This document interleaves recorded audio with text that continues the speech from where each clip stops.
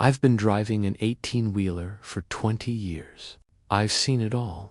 Drunk drivers, pileups, deer jumping through windshields. But what I saw last Tuesday on Route 9, that wasn't normal. That wasn't human. My route is usually straightforward, from Phoenix to Salt Lake City. But that night, accident ahead, recalculating.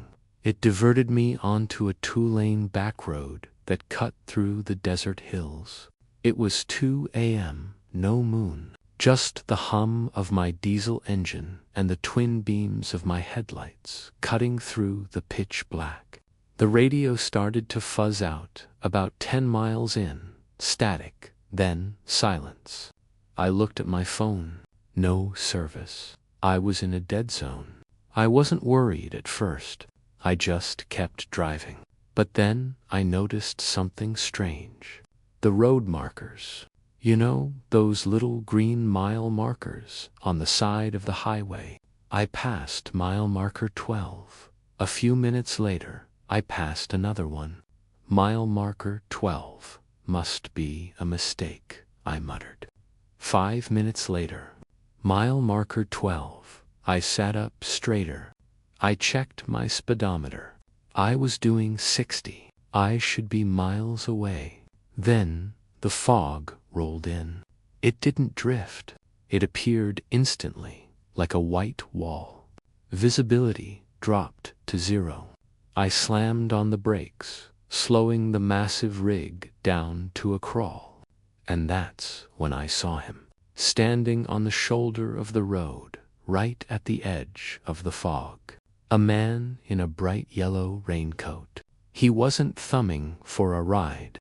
He was just standing there, facing the woods, his back to the road. As my truck rolled past him, slowly, he didn't turn around. But I got a feeling, a cold, heavy feeling in my gut, that he was watching me, not with his eyes, but with something else. Asterisk, I accelerated.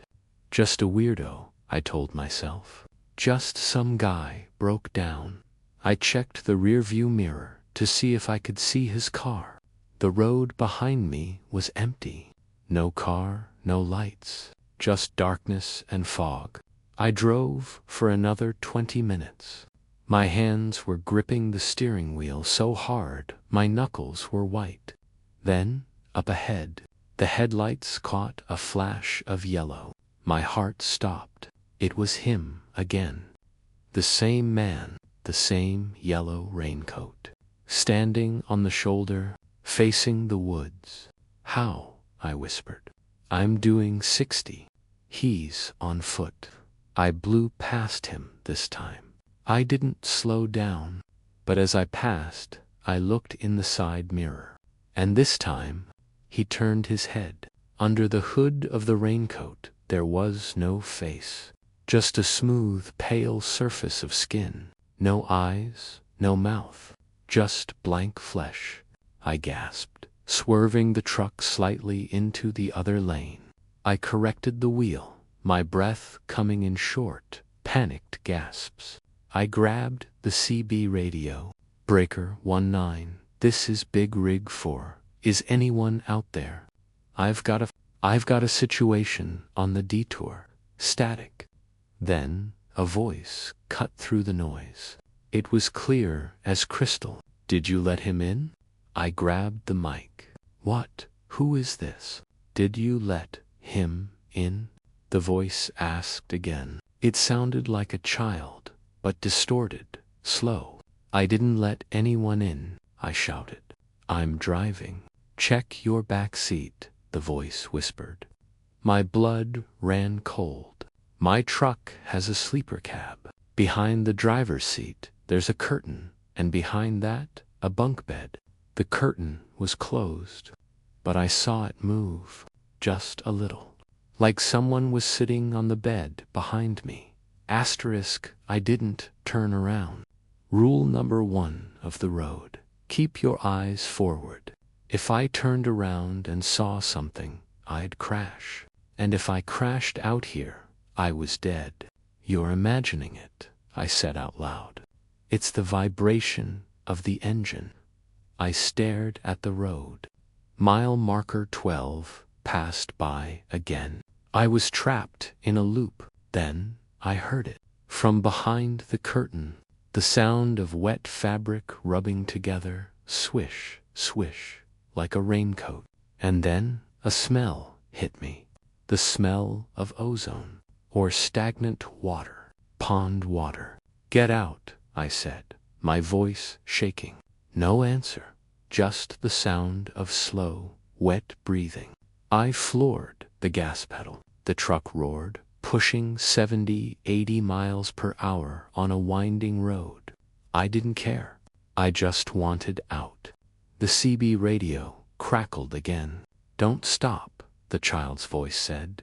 "If you stop, he takes your eyes." "How do I get out?" I screamed at the radio. "Pay the toll," the voice giggled. Up ahead, in the middle of the road, I saw lights. A toll booth. In the middle of a deserted, it made no sense. It looked ancient, covered in rust and vines. The arm was down. The light was red. I had to stop. If I crashed through the arm at this speed, I might damage the radiator. I slowed down. The brakes hissed.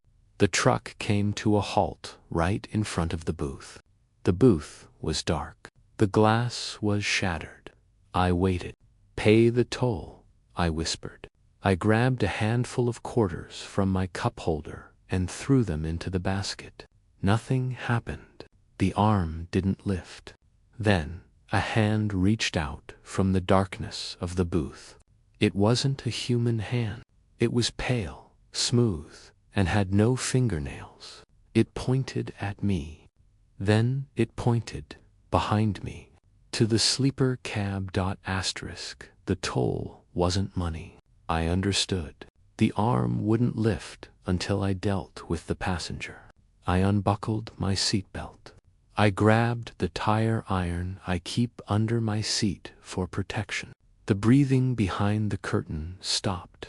I turned around in my seat. The curtain was dark blue velvet. It hung still. I reached out with a trembling hand. "I know you're in there," I said. I ripped the curtain open. The bunk was empty. I blinked. There was nobody there. The bed was made. My pillow was untouched. Relief washed over me so strong I almost laughed. "I'm crazy," I said. "I'm just tired." I turned back around to the steering wheel, and there he was, sitting in the passenger seat right next to me. The man in the yellow raincoat. He was dripping wet. Puddles of muddy water were forming on the floor mats. He turned his hood toward me. The blank, fleshy face was inches from mine. And then a slit opened where the mouth should be. A vertical slit. A sound came out. It wasn't a voice. It was the sound of a truck horn, loud and deafening, coming from inside his throat. "Who would—" I screamed and covered my ears. The creature lunged. Its hand, the smooth, nail-less hand, grabbed the steering wheel. It slammed my foot onto the gas. The truck lurched forward. We smashed through the toll booth arm. Wood splintered. Glass shattered. We were speeding again. But the creature wasn't attacking me. It was steering. It was steering us off the road, toward the cliff edge. I fought him. I grabbed the wheel, wrestling against his inhuman strength. The truck fishtailed, tires screaming against the asphalt. "Let go," I roared. I swung the tire iron and hit him in the shoulder. It felt like hitting a bag of sand. He didn't flinch. The cliff was coming up fast. I did the only thing I could think of. I slammed the brakes and yanked the emergency brake at the same time. The truck jackknifed. The cab spun violently, slamming into the guardrail. Sparks flew. Metal screamed. My head hit the side window. Darkness took me. I woke up to a tapping sound. Tap, tap, tap. I opened my eyes. It was morning. The sun was bright and painful. A police officer was tapping on my window. "Sir, are you all right?" I looked around. I was parked on the shoulder of the main highway. Route 9, the cliff, the toll booth, the yellow raincoat, gone. I rolled down the window. "What? Where am I?" "You're on Route 9, southbound. You were parked sideways, blocking half the lane. You been drinking?" "No," I stammered. The detour, the fog, the man in the raincoat. The officer's face went pale. He took a step back. "Raincoat?" he asked quietly. "Yellow," I said. "He was in my cab." The officer didn't write me a ticket. He just told me to move along, to get out of the county and never stop. I drove away. My truck was undamaged. But 10 miles down the road, I got thirsty. I reached for my water bottle in the passenger seat. The seat was wet, soaking wet. And on the dashboard, etched into the dust, were 3 words: toll not paid. I don't drive at night anymore. And I never, ever look in my rearview mirror.